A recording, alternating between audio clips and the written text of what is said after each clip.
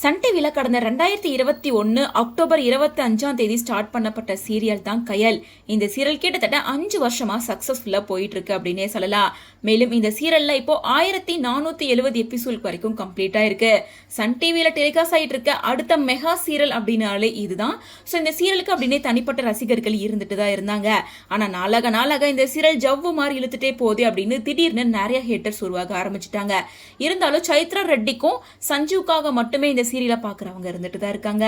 இதனால திடீர்னு கொஞ்ச நாளைக்கு முன்னாடி சஞ்சுக்கும் சைத்ரா ரெட்டிக்கும் இந்த சீரியல்ல ஃபைட் வர மாதிரி காமிச்சு அதுக்கப்புறமா சஞ்சுவை காமிக்கிறதே கிடையாது.